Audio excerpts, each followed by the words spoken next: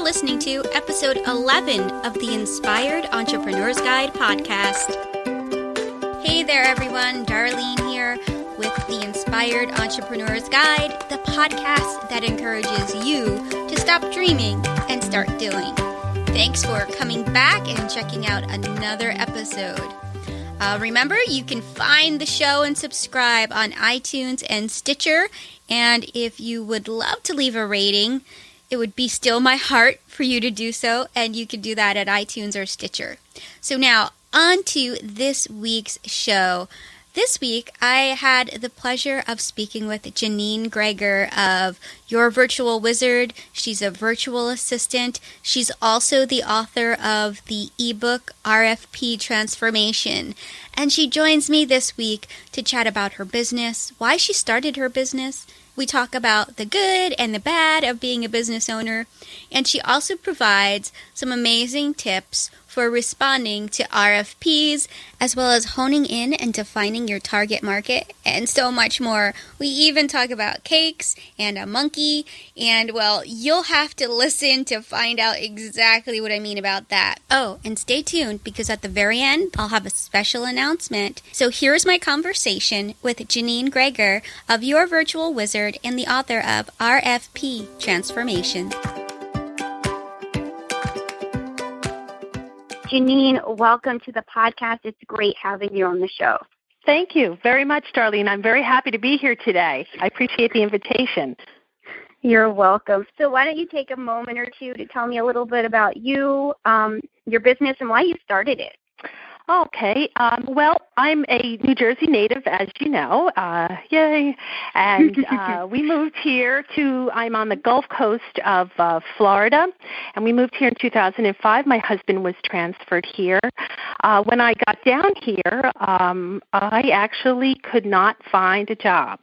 I had let me put it this way. I could find jobs, but they were in Tampa or they were in Sarasota, and I'm kind of in between those two large cities.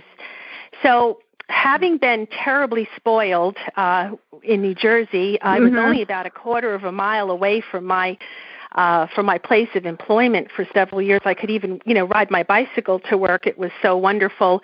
I really started the business because I did not want to commute. That's honestly the answer. That was that's really every single job that I saw. I was, I have to sit in traffic. I have to do that, and I just loved the quality of life that not having to commute afforded, and less stress, and just loving, being home in a few minutes was just wonderful. So I got to thinking about my own business, because I actually have a background in management, and I thought, and I used to be a computer trainer. I used to be a computer instructor. So I thought, well, let me see if I can kind of combine a few things.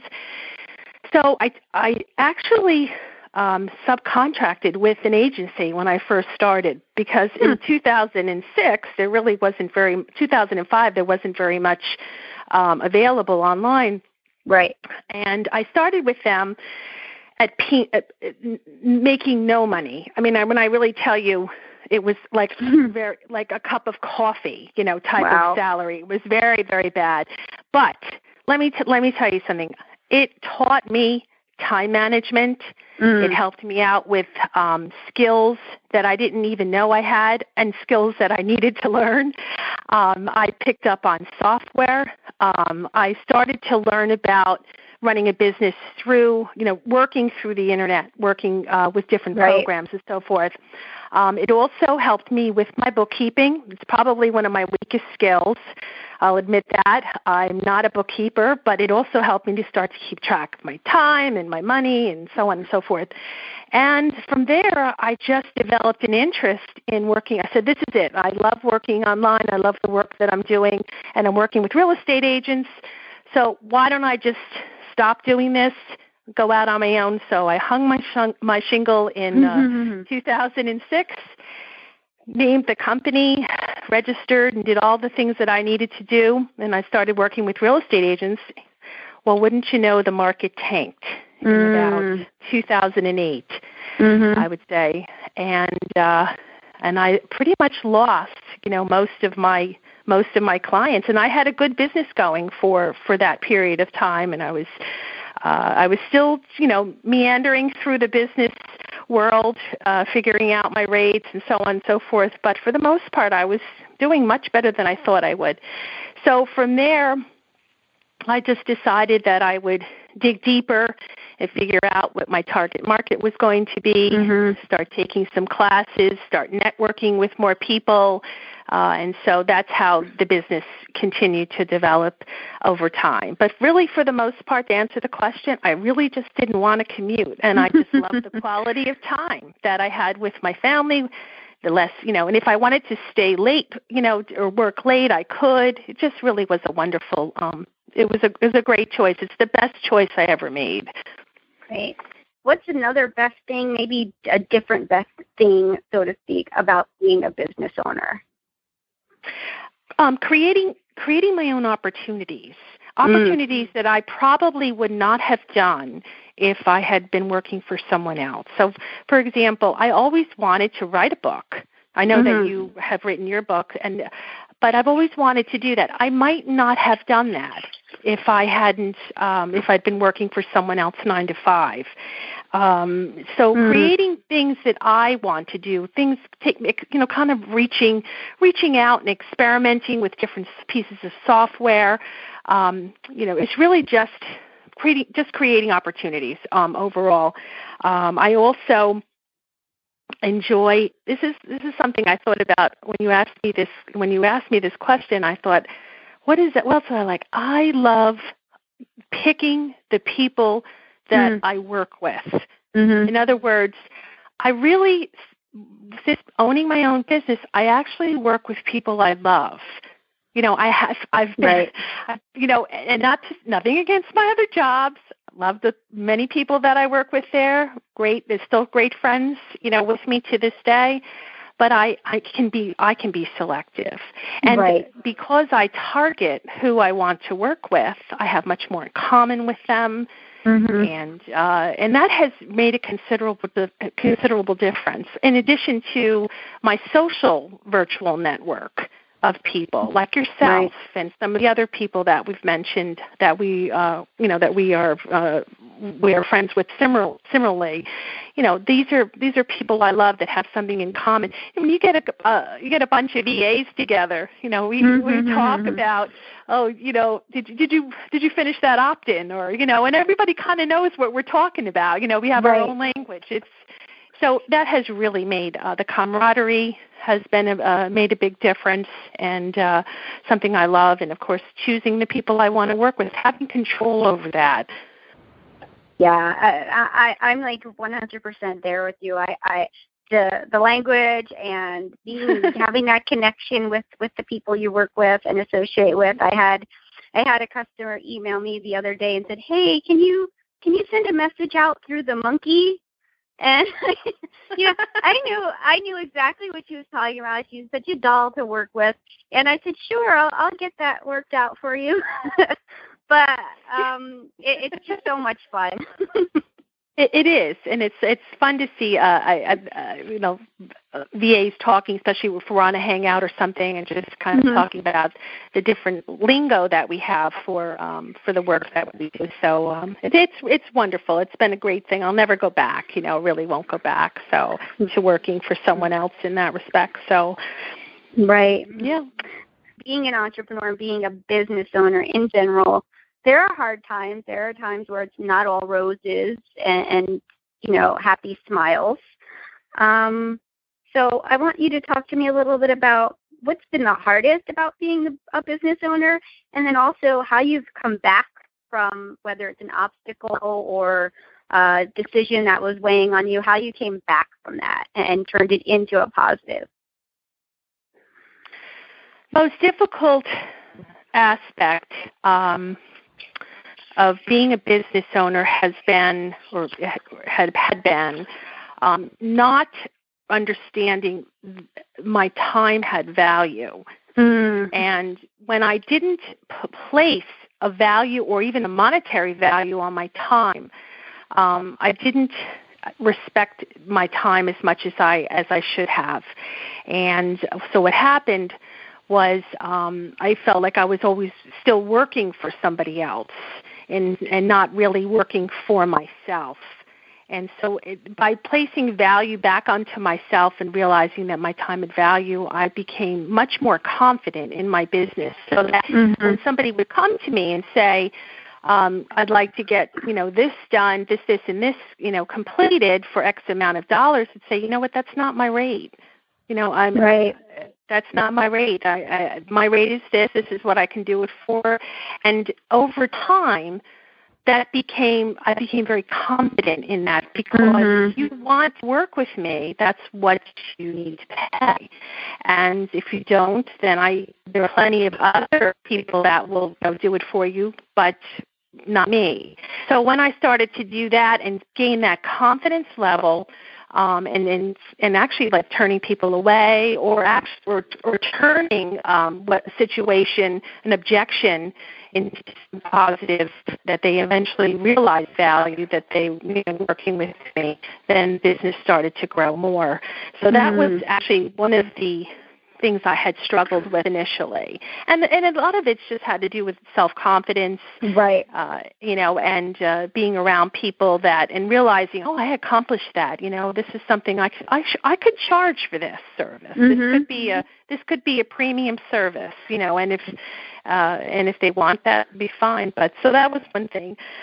Something else I struggled with, and I'll relate this to a lot of VAs I've spoken to, especially the newer ones, is not attracting not attracting clients in general. Biggest question I ever get, or we've gotten, is how do I find clients?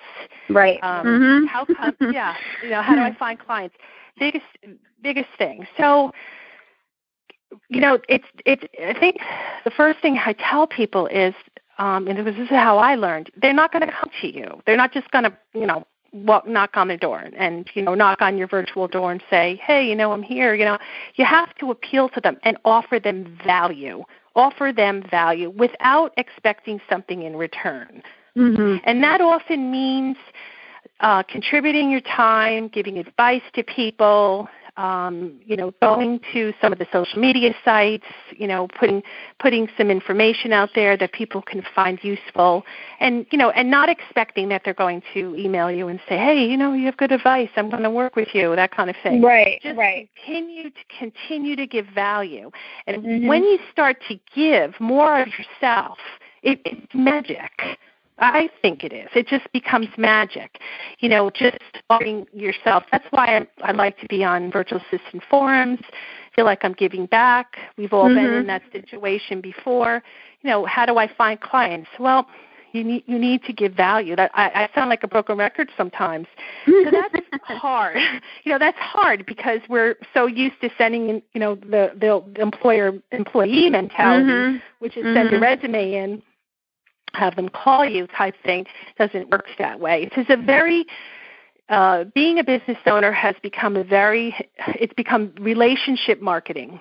That's how I always define it. Right. Totally relationship marketing, and it's how people and gaining the trust of people over time.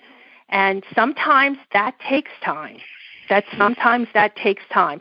And that's what new VAs are often frustrated with, because they're expecting people to just come. So what I tell them is volunteer your time. If you continue to market your services, give value back to people, write a blog post people can use, put out a newsletter with some tips that people can use, for your target market. But at the same time, do something for yourself. Volunteer your time. Give of yourself to other people. Make yourself feel as if you're making a contribution. It's the best thing you can ever do. So there's lots to do. Don't give up. We all have put our elbows on the and our head planted in our head and like, oh, what am I going to do now? But no, what you do is you keep going. So that's how I've turned it around. I turned it around by recognizing value and realizing that, hey, I really have to get people to know me. So and that takes time to develop. Right. And I absolutely love your term relationship marketing because as a service provider, that's what it's all about. You have to form a relationship with the people you're going to work with, and like any relationship, it's not going to happen overnight. So right. It's not. And I struggled with that. I mean, unless it's love at first sight, I suppose. Right. And that connection could be something as simple as, work related, or it could be getting to know you, you got a new puppy or something, and somebody else likes dogs. I mean, it could be any connection that you can find. But I just act like myself. I just, whomever just be who I am, and people are attracted to that and it takes time. And that's the best thing, only thing I could tell you. It's nurturing relationships. So, and once you get it, boy, it comes, it can come quickly. All of a sudden, sometimes you're just so busy, people are referring me or whatever the case is, or can you do this or can you do that? And then I've got relationships with other VAs. Right. And that's the other thing. That's, don't forget about the business people. Right, exactly. Stay within your own network, too, because those referrals I pass over to other people. We know other VAs that do the same thing, and it's, hey, can you do this job? Or, I've referred things, from my clients to other VAs. So that relationship marketing, develops, too. Exactly. Yes. So I want to transfer to the next question. What is one piece of advice that you can share to someone struggling to just move forward with their business? And this can be someone just starting out or a veteran who just kind of just is stuck and they're just like, I don't know where to go from here. I'll give the one thing I struggled with, so I could share that from the heart. Sure. Is I struggled with my target audience, my target market. And like most new VAs coming out, or even even seasoned VAs that have been working with people that are realizing that maybe they need to change their market to either attract a new market, that's the hard part, is realizing that you really need to narrow down to the audience that you'd like to appeal to. Because and make that an audience that you love, make that a topic that you love. Like, if you love animals and that is your focus and your passion, then focus on people who work with animals. Maybe you could be a VA for an animal trainer who has a good business, in animal training, maybe, and nowadays I've been noticing a lot of animal coaches, like where they actually use like more of spiritual techniques and things like that. With animals. I also I'm also friendly with and she's a cat finder. That's what her business is. She finds lost cats. She has, she has videos. Awesome. And tips about cats. And by the way, just so you know, I'll pass this tip on because I have 3 cats. They're not outdoor cats, so I don't have to worry. But if they are outdoor cats and they don't come back, people are out there often looking for their cats in the daylight. Well, most cats who come back home don't come back during the day. They come back at night, at like 2, 3 in the morning. And that is the time that you can, mostly find them. So a lot of people don't know that. Just so I pass that on. But these are kinds of, that's what I'm saying is like focus on what you love and find those, find that audience. And then from there, then you're blogging about that, and you're, maybe there's I'm just making this up, maybe there's a new leash that came out. You can do a product review, or, these kinds of things. And then all of a sudden you're starting to attract people that have the same interests that you have. Same thing with, say you like bakery items, say you bake a lot. Well, who doesn't like bakery items, Janine? Right. There are so many people that make custom cakes now, things, and they have businesses, and they need help with their mailing list, or setting up their mailing list, or putting together their website, or even, promoting it whatever way you can promote. So the best thing I can say to a struggling is you're probably struggling because you don't have your audience, your ducks in a row. And so focus on that audience as finely as you can. And all of a sudden the floodgates open up. It's just amazing when you realize that this is, that you want. So that would be my one tip, because I made that mistake. I kind of went to, I just worked with all realtors. Well, that wasn't right. I need to work with, people who had maybe even, seaside homes, or people who were dealing with, that kind of thing. So that's a mistake that I figured out. But and that's what seasoned VAs do. We make mistakes and then we pass the mistakes on so that new VAs don't have to make them. Exactly, and then they still do, but that's okay. That's okay because you learn from experience. But yes. Yeah, my head's still on bakery items. I know. And how many people make cakes?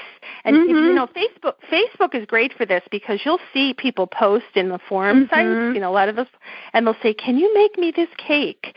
And they'll have like a Mickey Mouse or a picture of something else, and they took a picture of somebody else's cake and they want it recreated. Yeah, cakes. So let's move away from cake. Yes.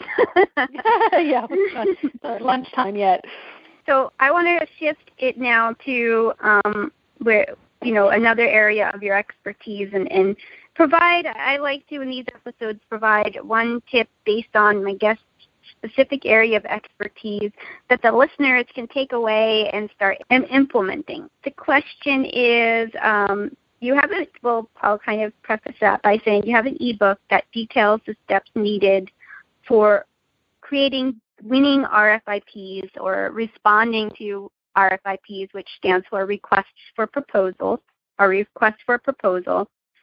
And so what is one or two, depending on how many you want to offer, tips that you can provide to a new business owner for when they get an RFP and they're ready to respond to it? So some tips for responding to one. Okay. Well, let me just, I'll preface this, but a request for proposal is an online form that if a potential client is looking for a virtual assistant to assist with their business, they'll go to websites such as Virtual Assistant Forums, or they can go to Virtual Assistantville, and they can then request that all of the services, they'll put all the services that they're looking for and what period of time they want it done in, and they'll put their own information in, their contact information, their website information, and they'll list what it is what goals they want to achieve. So then virtual assistants go look at these particular online forms, and then they write a proposal indicating why they are the solution to the potential client's problems. So that's really a big part of being a virtual assistant, or even requests for proposals are also used in other industries besides the virtual assistant. But for our purposes, it's just for VAs. I would say that when responding to a request for proposal, and let me back up. When a potential client often posts for a particular for their services that they want, sometimes they don't know what they're doing because they want so much. So they'll list, I want social media, I want Infusionsoft, I want affiliate marketing, I want blog writing, newsletter. They want the whole thing, and of course they do, because they realize that that's what has to grow their business, or to add those services. But the problem is that a lot of VAs specialize in only some of those services. And because we are a special field, we are very specialized. So a lot of times VAs will look, this is what they've told me, they'll look at the RFP and they'll be overwhelmed by what's on the list. Right. Mm-hmm. I can't do this. This client wants too much and blah, blah, blah. So what I suggest, this is what I've done. If you can provide 75% of the services in an RFP, and especially the main services. So if they're looking for Infusionsoft, that's a specialty software. So you want to be able to make sure you know that. If they really want QuickBooks, and you really have to know that. But if you can offer 75%, there are two things you can do in the proposal. You can either offer to learn the minor services that you don't offer. You can offer to learn them on your own time. Which in some cases that will really work, because say if you can do the main services and then say they want to know, they want to add, blog writing or something like that. Well, maybe you don't know 100% of that, but maybe you can take a course on how to keyword properly, how to, put a correct title in, how to launch for SEO, that kind of thing. Offer to learn that on your own. And they'll see somebody who's willing to work with them, but also taking on the responsibility of learning your services. So you can include that in the proposal.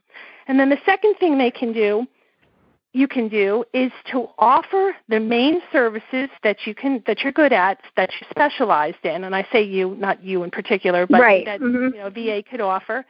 And then offer to explain that they need more than one VA. A lot of potential clients don't know they need more than one VA. Offer to get them another VA and head up a team. In the consultation, you'll get them. The idea is to get them to the consultation after they read your proposal. Get them to the phone call, and in the phone call, explain to them that I have the ability to not only do blah blah blah, but I can also head up a team for you. And you'd be surprised, how many potential clients will respond to a proposal like that. So I do suggest that if you can do most of the services, do submit a proposal. So that would be the one thing. And the last thing I want to mention is a lot of VAs say they don't have testimonials because we don't use resumes or references.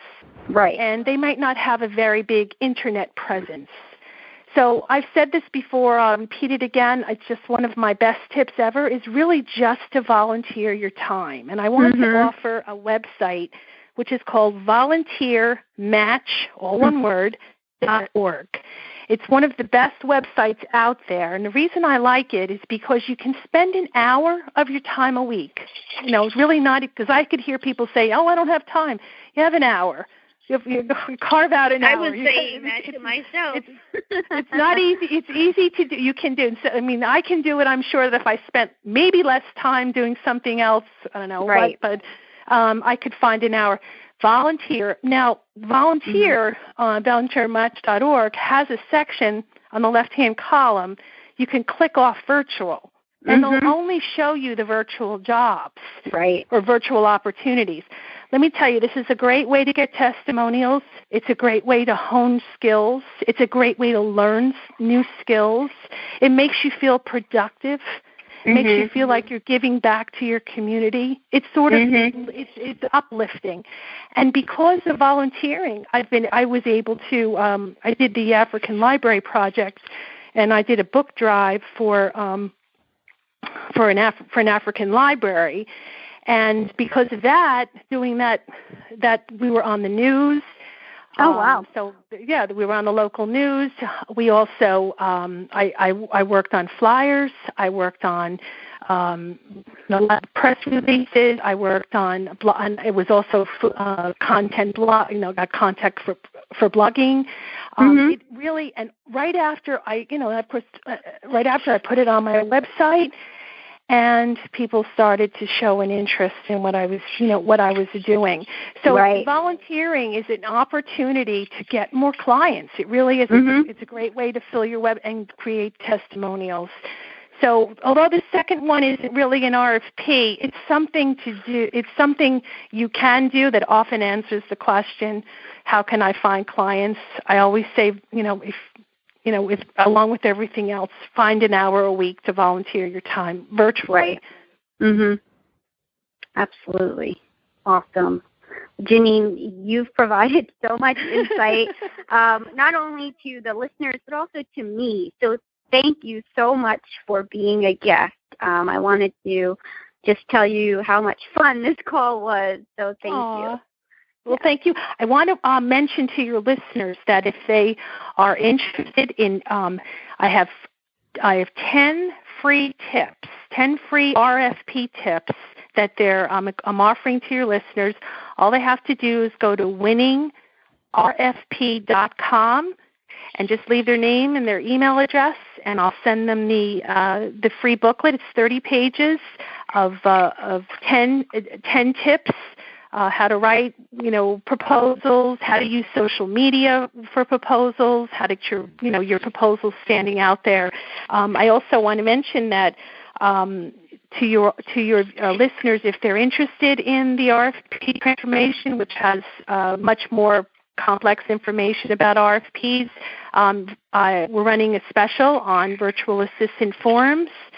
And if you use the code RFP20, they'll give you 20% off the price of the book. So I'm offering that to you, and that should be on there for, I'm going to say about a month. So please, if anybody has any questions, they can email me at yourvirtualwizard@gmail.com.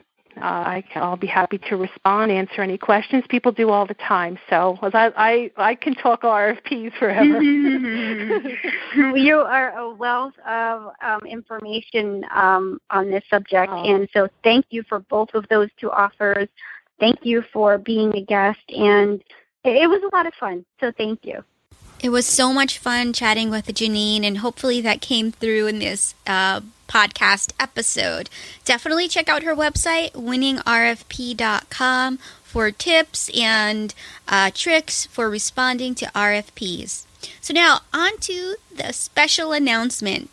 This episode, episode 11, will be the final episode for this season, not the final episode of the podcast. I'm going to take a hiatus, as I always do, around the holiday season, and then I will come back with brand new, fresh episodes in the new year. So there are now a total of 11 episodes that you can go back and listen to. Also, if you're looking for more content and you're just like, Darlene, no, you're leaving me for 2 months. But I've got you covered. I wouldn't just leave you in the dark completely. Head over to avirtualperception.com and you'll find over 100 episodes where I interview other entrepreneurs and business owners. They provide sound advice, insight, and inspiration that you can use in your business. I'll be back with brand new episodes in January 2016. That's it for this episode in this season of the Inspired Entrepreneur's Guide. I will be back next year, and I can't wait. Until then, you can connect with me on Twitter at Darlene Victoria. Visit the website for all of the podcasts and show notes at dvpodcasts.com or on Facebook, facebook.com/Darlene Victoria Work. Until next time, this is Darlene Victoria signing out.